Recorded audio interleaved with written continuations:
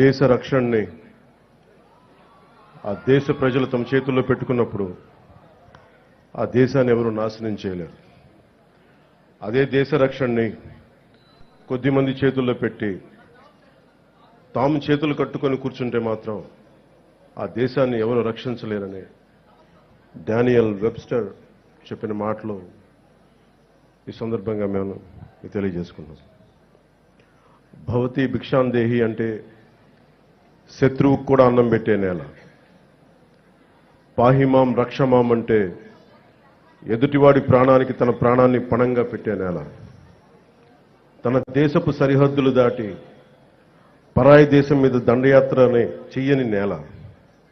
అలాంటి నేల మీద ముష్కరమూకలు దండయాత్రలు చేసిన ఈస్ట్ ఇండియా కంపెనీ బ్రిటిష్ సామ్రాజ్యవాదులు ఈ నేల సంపదలని కొల్లగొట్టిన వర్తమానంలో నియంతృత్వ ధోరణితో ప్రజా జీవితాన్ని అస్తవ్యస్తం చేస్తూ ప్రభుత్వ ఖజానాన్ని ఆస్తుల్ని దోపిడీ చేసిన ఎవ్వరినీ కూడా ఈ దేశ ప్రజలు కాలానుగుణంగా వీరందరికీ చాలా బలమైన గుణపాఠాలు నేర్పారు. అలాంటి ధైర్య సాహసాలతో నిండి ఉన్న నా భారతదేశ ప్రజలకి, నా అన్నదమ్ములకి, నా అక్క చెల్లెళ్ళకి, పెద్దలకి, పిన్నలకి, మహిళలకి, మబ్బుల్లో పరిగెత్తే పిడుగుల్లాంటి యువతీ యువకులకి 78వ స్వాతంత్ర దినోత్సవ శుభాకాంక్షలు. ఈ వేడుకలకు విచ్చేసిన ప్రజాప్రతినిధులు, అధికార అనధికార ప్రముఖులు, జిల్లా ప్రజలందరికీ నా హృదయపూర్వక స్వాతంత్ర దినోత్సవ శుభాకాంక్షలు. ఒక దేశపు ఆర్థిక పురోగతి దానికున్న సహజ వనరులు, మానవ వనరుల కంటే కూడా ఆ దేశాన్ని నడిపిస్తున్న నాయకుల సమర్థత, సమగ్రత, ప్రతిభ, వారి దార్శనికత మీద ఆధారపడి ఉంటుంది అని నాని పాల్కీవాలా గారు చెప్తారు. ఈ 78 ఏళ్ల కాలగమనంలో, అత్యంత కష్టకాలంలో విభజన కల్లోలాలని తట్టుకుంటూ దేశ సమగ్రతని కాపాడుకుంటూ డ్యాములు కట్టి కాలువలు తవ్వి హరిత విప్లవం కోసం రంగం సిద్ధం చేసిన పండిట్ జవహర్లాల్ నెహ్రూ గారు ఉన్నారు. జై జవాన్ జై కిసాన్ నినాదంతో దేశాన్ని ముందుకు నడిపించిన శ్రీ లాల్ బహదూర్ శాస్త్రి గారు ఉన్నారు. బంగ్లాదేశ్ ఆవిర్భావానికి శ్రీకారం చుట్టిన అపర దుర్గాదేవిగా పేరు తెచ్చుకుని అభివర్ణించబడే ఇందిరాగాంధీ గారు మీరు హిస్టరీ కాదు, మీరు జాగ్రఫీని సృష్టించారనే పేరు తెచ్చుకున్న ఇందిరాగాంధీ గారు ఉన్నారు. శ్రీమతి ఇందిరాగాంధీ గారు ఉన్న బంగారు నిల్వలు కూడా అమ్ముకోవాల్సిన దుస్థితిలో తన మేధా సంపత్తితోటి, విశిష్టమైన రాజకీయ అనుభవంతో ఆర్థిక సంస్కరణలు పట్టుకొచ్చి భారతదేశాన్ని తిరిగి ప్రపంచ పటంలో పెట్టిన గొప్ప వ్యక్తి, దార్శనికుడు పివి నరసింహారావు గారు ఉన్నారు. ప్రతి దశాబ్దానికి భారత భూభాగం మీద దండయాత్ర చేసే శత్రు దేశాలకి, వాటిని నడిపించే నాయకులకి వారి దేశ ఆర్థిక మూలాలు కానీ మొత్తం కదిలిపోయేలా, వారి మూలాలు కదిలిపోయేలా, శత్రు దేశాల మూలాలు కదిలిపోయేలా పోఖ్రాన్లో అణుబాంబుని పేల్చి భారతదేశ స్థాయిని చూపించి ప్రపంచాన్ని నివ్వెరపోయేలా చేసిన సింహరాజం శ్రీ అటల్ బిహారీ వాజ్పేయి గారు ఉన్నారు. ఆ తర్వాత కాలంలో కశ్మీర్ నుండి కోయంబత్తూరు వరకు ఉగ్రవాదుల పేలుళ్ళు, గోకుల్ చాట్ పేలుళ్ళు, పార్లమెంట్ మీద దాడులు, ముంబై మహానగరాన్ని పట్టుమని 10 మంది ఉగ్రవాదులు దాడి చేస్తే తిరిగి అంతా దేశం అల్లకల్లోలం అయిపోయిన సమయంలో అసలు ఈ దేశం పోఖ్రాన్ అణుబాంబు పేల్చినా కూడా ఈ దౌర్భాగ్యమైన పరిస్థితి ఏంటి అని అనుకున్న సమయంలో పాత తరం నాయకుల్లా కాదు, మా దేశం మీద దాడి చేస్తే, మా వ్యవస్థల మీద దాడి చేస్తే మీ దేశంలోకి దూరి మరీ కొడతామని చెప్పి 3వసారి ప్రధానమంత్రిగా ప్రమాణ స్వీకారం చేసిన శ్రీ నరేంద్ర మోదీ గారు ఉన్నారు.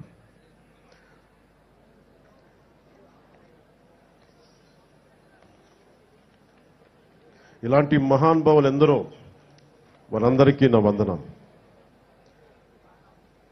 మన కాకినాడకు సంబంధించి ఎందరో మహానుభావులు, ఫ్రీడమ్ ఫైటర్స్ ఉన్నారు.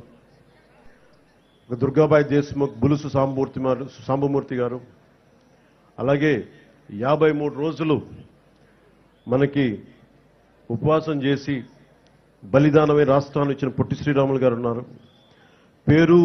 పేరు లేని ఊరు లేని ఎందరో ఫ్రీడమ్ ఫైటర్స్, స్వాతంత్ర సమరయోధులు వారి త్యాగాల్ని ఇది గుర్తు చేసుకునే సమయం. ఇదేదో ఆనందించే సమయం కాదు, చాక్లెట్లు పంచుకోవడానికి కాదు. ఇది ఎన్ని కోట్ల మంది త్యాగాలు చేశారు. ఒక 19 ఏళ్ల ఖుదీరామ్ బోస్, 23 ఏళ్ల భగత్ సింగ్, 13 ఏళ్ల రాణి గుయిడిని, వారందరికీ అంత చిన్న వయసులో చనిపోవడానికి ఏ అవసరం ఉంది? పుట్టబోయే తరాల వారి సానుభూతితోటి బాగుండాలని ఒకే ఒక కోరిక వారిని బలిదానాలు చేసేలా చేసింది. మనం ఎవరి త్యాగాల మీద, బలిదానాల మీద మనం బతుకుతున్నామో వారిని గుర్తు తెచ్చుకోవడానికి, బాధ్యతగా భవిష్యత్ తరాలకి మనం అదే భవిష్యత్తుని, బలమైన భవిష్యత్తుని ఇవ్వడానికి ఇది ఈ రోజుని మనం తీసుకుంటాం. ఆ దేశభక్తే మమ్మల్ని ఈ రోజున ఇక్కడ ఇలా నిలబెట్టింది. ఒక నియంతృత్వ ధోరణితో 3.5 కోట్ల మంది ప్రజల కోసం స్వాతంత్ర స్ఫూర్తిని తీసుకుంటూ ముందుకు తీసుకెళ్తున్నాం. ఈ రోజున మీ ముందు నిలబడ్డాం. ఇదే రోజున సంవత్సరం కరెక్ట్గా 78 సంవత్సరాల క్రితం ఇంకా మన పక్కనున్న తెలంగాణకి ఇంకా స్వాతంత్రం రాలా. నెహ్రూ గారు ఎర్రకోట మీద జెండా ఎగరేస్తున్నప్పుడు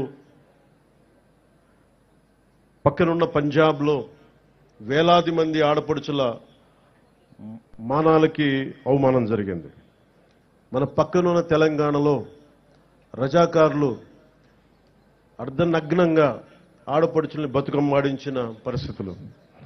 అలాంటి పరిస్థితులను తట్టుకొని పాకిస్తాన్, తూర్పు పాకిస్తాన్గా 2 విడిపోయి ఇప్పుడు ప్రస్తుత బంగ్లాదేశ్ విడిపోతూ ఎన్ని లక్షలాది మిలియన్స్ ఆఫ్ పీపుల్ రోడ్ల మీద పడిపోయి ఉన్న ఊరిని, సొంత ఊరిని, ఇళ్లని వదిలేసి కాందీసుకులుగా ఏర్పడ్డారు. వారి బలిదానాల మీద ఈ దేశం నిర్మించబడింది. వారి బలిదానాలను గుర్తు తెచ్చుకునే రోజు ఇది. మనందరం ఆనందించే రోజు కంటే కూడా ఎంత బాధ్యత ఉండాలని గుర్తుకు పెట్టే రోజు. అలాంటి బాధ్యతే ఈ రోజున మిమ్మల్ని ఈ వేదిక ముందు నిలబెట్టింది. 1923 కాకినాడలో జరిగిన భారతీయ జాతీయ కాంగ్రెస్ మహాసభలు జిల్లా వేదికగా జరిగిన ఒక అపురూప ఘట్టం. గాంధీజీ గారి పిలుపు మేరకు జిల్లా ప్రజలు చొల్లంగి, ఉప్పాడ తీరంలో నిర్వహించిన ఉప్పు సత్యాగ్రహం బ్రిటిష్ పాలకుల్ని గడగడలాడించింది. విప్లవ జ్యోతి మన్యం వీరుడు అల్లూరి సీతారామరాజు కాకినాడలో చదువుతున్న రోజుల్లోనే దేశ దాస్య విముక్తి కోసం పోరాట కాంక్ష ఆయనలో రగులుకుంది. ఆంధ్ర భగత్ సింగ్ ఖ్యాతి గడించిన ప్రతివాద వెంకటాచారి కాకినాడలో నిర్వహించిన విప్లవ ఉద్యమం తెల్లవాళ్ల వెన్నులో వెనుక పుట్టించింది. అందుకే ఆయన ప్రతివాద భయంకరాచారి అంటారు. దుర్గాబాయి దేశ్ముఖ్, బులుసు సాంబమూర్తి వంటి ఎందరో జిల్లా ప్రముఖులు స్వాతంత్రోద్యమంలో ప్రజల ముందుకు నడిపించారు. వారి ఆశయాల బాటలో కుల, మత, భాష, ప్రాంతాలకు అతీతంగా దేశ సమగ్రతకు, సంక్షేమం, సామాజిక న్యాయం మౌలిక లక్ష్యాలుగా సుపరిపాలనను ఈ రాష్ట్ర ప్రభుత్వం ప్రజలకు అందిస్తుంది. సూపర్ 6 ప్రాధాన్యతల అమలుతో రాష్ట్ర పునర్నిర్మాణానికి షణ్ముఖ వ్యూహంతో ముందుకు వెళ్తోంది.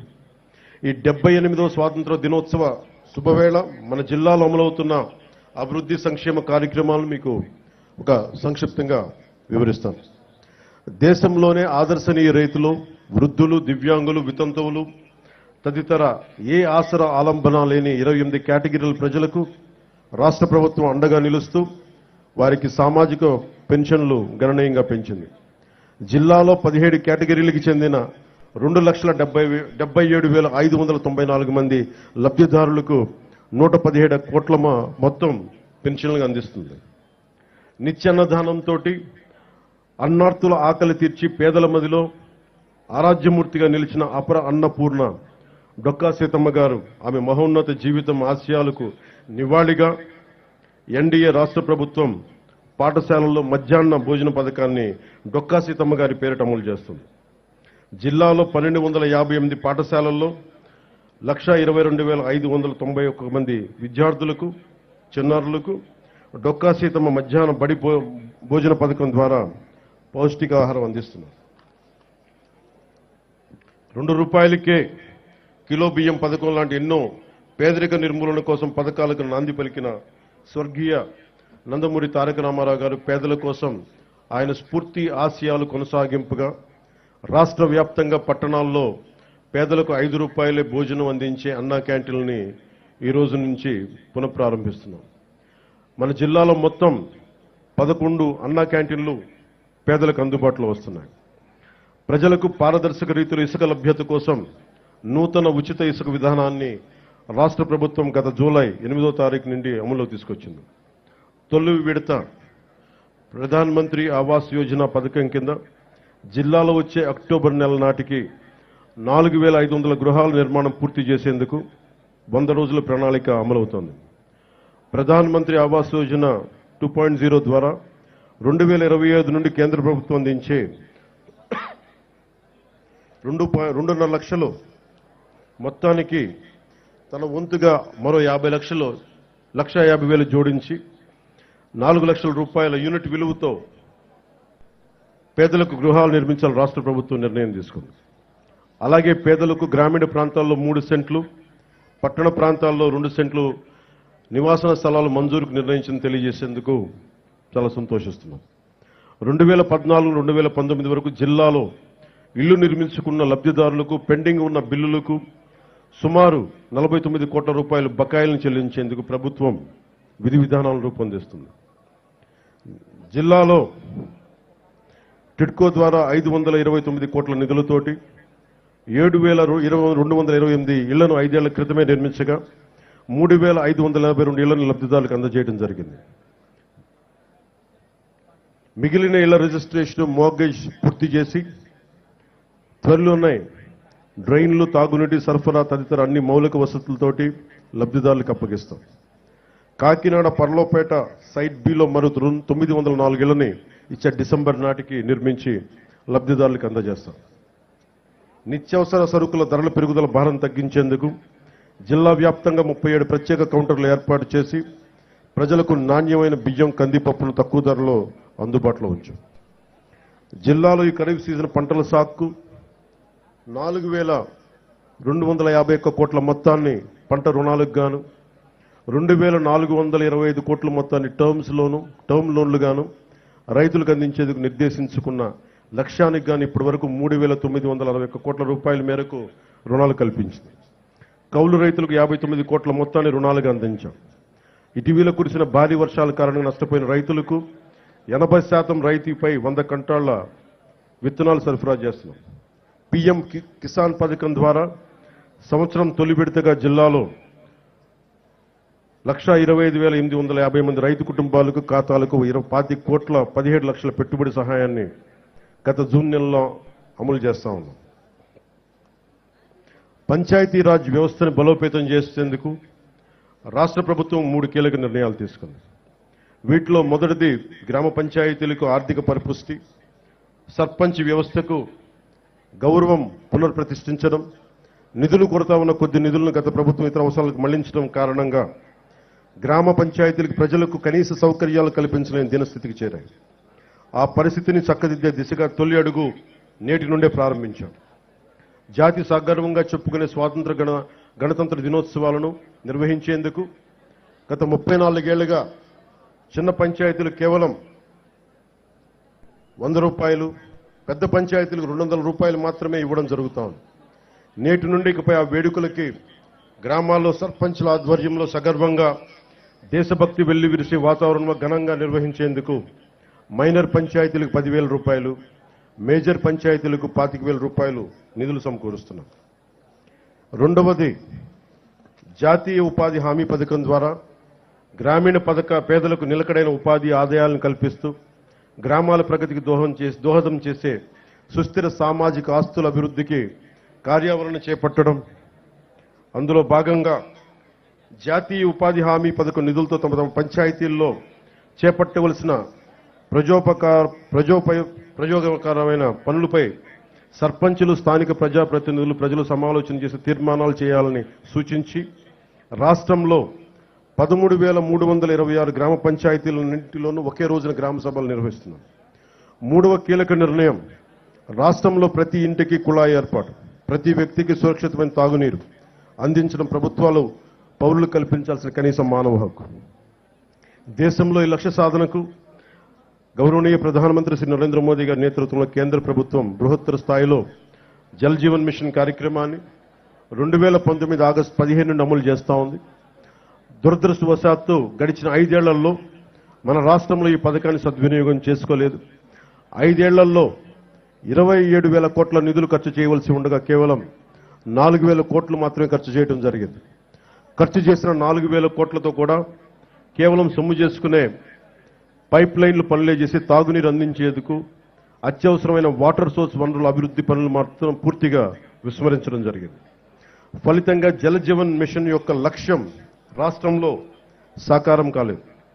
ప్రతి ఆవాసంలో తాగునీటి సరఫరా పరిస్థితిని సమీక్షించేందుకు 12 అంశాలపై రాష్ట్రంలో పల్స్ సర్వే చేపట్టాం. పల్స్ సర్వేలో సేకరించిన సమాచారం ఆధారంగా రాష్ట్రంలోని ప్రతి ఇంటికి తాగునీటి కుళాయి ఏర్పాటుకు పటిష్టమైన సత్వర కార్యాచరణకు రూపకల్పన చేయబోతుంది. అలాగే ఉపాధి అవకాశాలు, ఉద్యోగాల కోసం వేచి చూసి కాలం ముందుకెళ్ళిపోతుంది కానీ నేను కళల మటుకు వెనకబడిపోతున్నాయన్న యువత కోసం ఒక 20 లక్షల ఉద్యోగాలు తీసుకురావాలి. టూరిజం సెక్టార్లో, వైద్యం, హెల్త్ సెక్టార్లో, పరిశ్రమల్లో, అలాగే యువతని ఎంటర్ప్రెన్యూర్స్గా తయారు చేసే కార్యక్రమం, దానికి ముందు స్కిల్ డెవలప్మెంట్ జరగాలి. పెట్టుబడులు వచ్చేలాగా పొలిటికల్ స్టెబిలిటీతో ఈ రాష్ట్ర పెట్టుబడిదారులందరికీ ఎవరైతే పెట్టుబడి వస్తారో పారిశ్రామికవేత్తలకి వారికి భరోసా ఇవ్వడం పొలిటికల్ స్టెబిలిటీతో. అలాగే 974 కిలోమీటర్లు, దాదాపు మిగతా అన్ని కలుపుకుంటే 1047 కిలోమీటర్ల తీర ప్రాంతం ఉంది.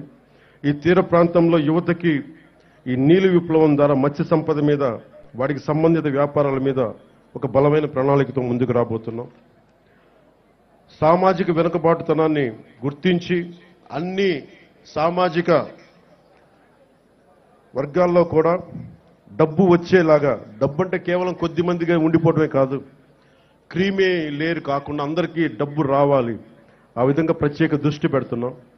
అలాగే టూరిజం సంబంధించి కోస్టల్ టూరిజం ఉంది, టెంపుల్ టూరిజం ఉంది, ఎకో టూరిజం ఉంది. వీటన్నిటిలో కూడా యువతకి ప్రాతినిధ్యం లభించేలాగా చర్యలు తీసుకుంటున్నాం. అలాగే ఒక 1,00,000 మంది యువ రైతులను తయారు చేయాలి, సేంద్రియ రైతులుగా అనేది ఈ ప్రభుత్వం యొక్క లక్ష్యం.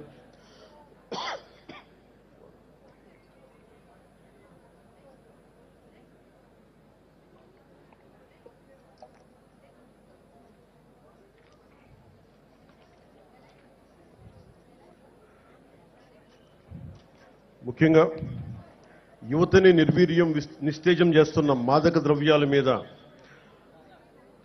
మాదక ద్రవ్యాల సాగు, గంజాయి సాగు, రవాణా విక్రయాలను సమూలంగా నిర్మూలించేందుకు డ్రగ్ ఫ్రీ భారత్ లక్ష్యంగా జిల్లాల గత జూన్ నుండి నషాముక్త భారత్ అభియాన్ కార్యక్రమం ద్వారా వివిధ ప్రభుత్వ శాఖలు, స్వచ్ఛంద సంస్థల సమన్వయంతో 100 రోజులు ఒక ఉద్యమాన్ని నిర్వహిస్తున్నాం. జిల్లాలో శాంతి భద్రతను పరిరక్షిస్తున్న పోలీస్ సూపరింటెండెంట్, వారి సిబ్బందికి, పేదరిక నిర్మూలన సహకరిస్తున్న బ్యాంకుల అధికారులకి సందర్భంగా ప్రత్యేకమైన అభినందనలు తెలియజేస్తున్నాం.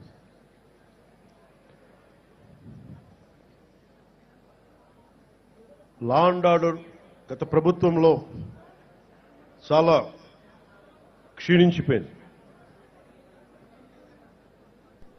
మన ఉమ్మడి కర్నూలు జిల్లాలో 10 ఏళ్ల పాపని,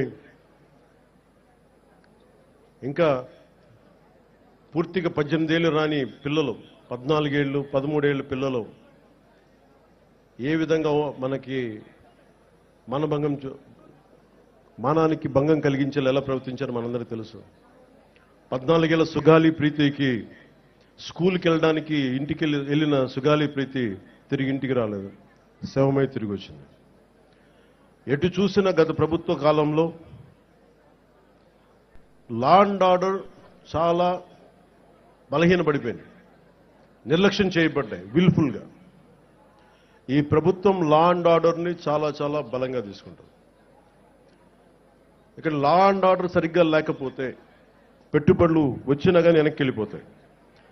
పెట్టుబడులకి, ఉద్యోగాలకి, రాష్ట్ర అభివృద్ధికి చాలా కీలకం లా అండ్ ఆర్డర్. అన్ని సభల్లో అధికారులందరికీ కలెక్టర్ సదస్సులో ఒకటే చెప్పాం, లా అండ్ ఆర్డర్ చాలా చాలా బలంగా ఉండాలి. ఒక ఆడబిడ్డ ఇంట్లో నుంచి బయటికి వెళ్ళి క్షేమంగా తిరిగి ఇంటికి వెళ్ళాలి. ఆ స్థితిలో ఉండాలని మేము కోరుకుంటా ఉన్నాం. చాలా లా అండ్ ఆర్డర్ చాలా అన్కాంప్రమైజింగ్ యాటిట్యూడ్, అన్కాంప్రమైజింగ్ ధోరణితోటి చాలా బలంగా ముందుకెళ్తున్నాం. ఈ సందర్భంగా మీకు ఒకటే తెలియజేసుకుంటా ఉన్నాం. ఒక చిన్నపాటి సంఘటన యూపీఏ 2 గవర్నమెంట్ ఉన్నప్పుడు మున్సిపల్ నగర్లో ఒక ఆడబిడ్డని, ఒక వర్గానికి చెందిన ఆడబిడ్డని ఇంకొక వర్గం అబ్బాయిలు ఇబ్బందికి గురి చేస్తే వాళ్ళ ఆడబిడ్డ అన్నదమ్ములు వచ్చి గొడవ పెట్టుకుంటే, ఎందుకు మా చెల్లిని ఏడిపిస్తున్నారంటే అది మొత్తానికి ఒక కమ్యూనల్ గొడవ అయిపోయింది. యాక్చువల్గా చూస్తే అది ఒక law and order issue. So law and ఆర్డర్ని సరిగ్గా కనుక మనం చేయకపోతే అది ఏ స్థాయి గొడవలని వెళ్ళిపోతాయి. అందుకని ఈ ప్రభుత్వం లా అండ్ ఆర్డర్ మీద చాలా చాలా బలమైన నిర్ణయాలు తీసుకుంటుంది. సోషల్ మీడియాలో పోస్టుల దగ్గర నుంచి బయట విచ్చలవిడిగా మాట్లాడేవాళ్ళు, ఆడబిడ్డల మాన ప్రాణాలని ఇబ్బంది పెట్టేవాళ్ళు, దాడులు చేసేవాళ్ళు, దౌర్జన్యాలు చేసేవాళ్ళు కొంచెం జాగ్రత్తగా ఉండాల్సిన సమయం అది. ఆడబిడ్డల మాన ప్రాణ సంరక్షణలకు ఇబ్బంది కలిగిన, సగటు మనిషి ఆస్తిపాస్తులకు ఇబ్బంది కలిగిన, దేశ సమగ్రతకి భంగం కలిగించిన, సామాజిక భద్రతకి భంగం కలిగించిన ఈ ప్రభుత్వం చాలా గట్టి నిర్ణయాలు తీసుకుంటుంది. అధికార ఎస్పీలకు కానీ కలెక్టర్లకు కానీ చాలా స్పష్టంగా చెప్పాం మన కలెక్టర్ సదస్సులో, అన్కాంప్రమైజింగ్ యాటిట్యూడ్ తోటి, రాజీ లేని ధోరణితోటి లా అండ్ ఆర్డర్ని ముందుకు తీసుకెళ్లాలని.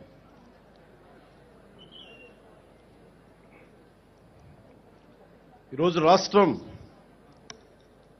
లోతుకెళ్ళి చూస్తే, గతంలో కూడా తెలుసు, లోతుకెళ్ళి చూస్తే ఏ స్థాయిలో ఆర్థిక వ్యవస్థ ఉందంటే చిన్న భిన్నం అయిపోయింది. వేలాది కోట్లు, 4,000 కోట్లతోటి పంచాయతీరాజ్ మేము జల్ జీవన్ మిషన్కి నిర్మించామని చెప్తే పైపులు వేశారు, కానీ ఆ పైపులకి సంబంధించిన వాటర్ సోర్స్ ఇవ్వలేదు. అందుకే దాని మీద పల్స్ సర్వే జరిపిస్తా ఉన్నాం. లా అండ్ ఆర్డర్తో పాటు ప్రజా సంపదని దుర్వినియోగం చేసిన ఎవరిని కూడా వదిలిపెట్టకుండా వారికి చట్టాల పరిధిలోకి తీసుకొస్తాం. ఉదాహరణకి మనకి ఏడీబీ రోడ్ అంటాం, 50 కిలోమీటర్లు కాకినాడ టు రాజమండ్రి. దానికి కావాల్సింది 390 కోట్లు. కొన్ని లక్షలాది మంది ఎప్పుడు తిరిగే రోడ్డు. అలాంటి రోడ్ని దృష్టి వదిలేసి, అలాంటి ఇన్ఫ్రాస్ట్రక్చర్ ఫెసిలిటీస్ వదిలేసి గత ప్రభుత్వం 640 కోట్ల పైచిలుకుతోటి అక్కడ ఋషికొండలో ప్యాలెస్ నిర్మించుకున్నారు. ఎక్కడ ఈ డబ్బు వెళ్ళిపోతుందో మీకు అర్థమవుతా ఉంది కదా. ఇవన్నీ ఆగాలి. ఇవన్నీ ఆగటానికి మీరందరం కృషి చేశారు. ఈరోజు మా మీద బాధ్యత పెట్టారు. వెంటనే ఈ ఏడీబీ రోడ్డు కూడా చాలా అత్యంత తొందరలో పూర్తి చేయాలి అని నిర్ణయం తీసుకున్నాం. కేబినెట్కి తెలియజేశాం. గౌరవ ముఖ్యమంత్రి శ్రీ చంద్రబాబు నాయుడు గారు తెలియజేశాం. ఈ ఏడీబీ రోడ్డు కూడా త్వరగా పూర్తి చేసే బాధ్యత ఈ కొత్త ప్రభుత్వం తీసుకుంటుంది. మన కర్ణాటకకి వెళ్తే రెడ్ శాండర్స్, మన ఎర్రచందనం దొంగలు మన అడవుల్లో కొట్టేసి, శేషాచలం అడవుల్లో కొట్టేసి కర్ణాటకలో తరలిస్తూ ఉంటే కర్ణాటకలో పట్టుకున్నారు. 100 కోట్ల రూపాయలు ఒకసారి, 40 కోట్ల రూపాయలు ఇంకొకసారి ఆంధ్రప్రదేశ్ చెందిన ఎర్రచందనం దొంగల్ని మన కర్ణాటక ప్రభుత్వం తీసుకుంది. అక్కడ ఫారెస్ట్ అధికారులు చెప్పారు, వేలం వేశారు. ఆ డబ్బు కర్ణాటక ప్రభుత్వానికి వెళ్ళిపోయింది. అదే 140 కోట్లు కనుక మనకు ఉండుంటే, రాష్ట్ర ఖజానాలు కనుక ఉండుంటే ఎంతమంది విద్యార్థుల్ని అంబేద్కర్ విదేశీ విద్యా పథకానికి పంపించవచ్చు, ఫీజు రీఎంబర్స్మెంట్లు చేయొచ్చు, ఇలాంటి ఎన్నో చూడొచ్చు. కానీ దురదృష్టం ఆ పరిస్థితుల్లో లేదు. సో మేము ముందుకొచ్చి ఇవన్నీ బయటికి తీసి ఆ నిధుల్ని అవన్నీ తిరిగి మనకి చెందేలాగా ఒక ప్రయత్నాలు మొదలు పెడతాం.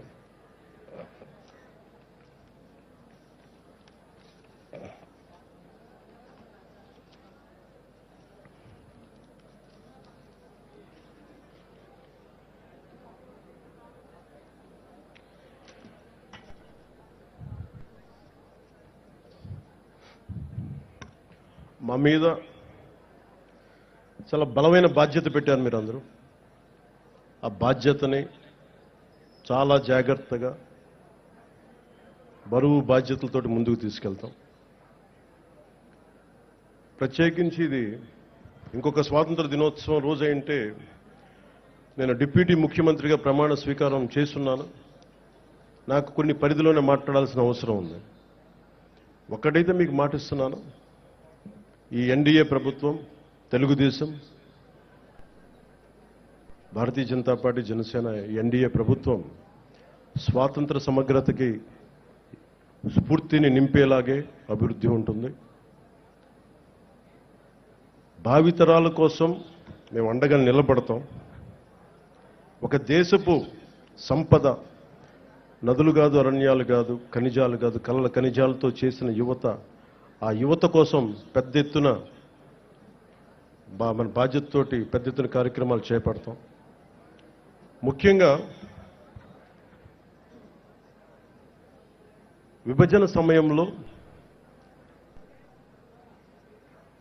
ఈస్ట్ బెంగాల్ డివిజన్ 1910లో అరౌండ్ దట్ టైం ఒక రాష్ట్ర విభజన జరుగుతుందంటే దేశంలోని నాయకులందరూ ముందుకొచ్చారు, ఆప్ చేశారు బెంగాల్ డివిజన్.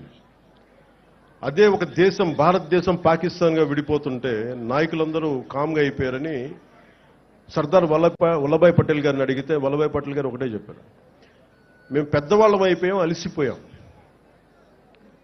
శక్తి లేక, పోరాట శక్తి లేక కామ్ అయిపోవాల్సి వచ్చింది అనేది అది ఆయన చెప్పింది. సో వచ్చే తరాన్ని సిద్ధం చేయడం చాలా చాలా అవసరం. మొన్న ఇస్రోకి వెళ్ళి షార్ సెంటర్కి వెళ్తే కూడా అక్కడ శాస్త్రవేత్తలు చెప్తా ఉన్నారు, వచ్చే 10 సంవత్సరాల కోసం లీడర్షిప్ని తయారు చేయడం కూడా ఇస్రో సాంప్రదాయంలో ఒక భాగం అని. దురదృష్టం వచ్చే తరం 2047కి కొత్త నాయకులు తయారు చేయడం కూడా చాలా అవసరం ఉంది.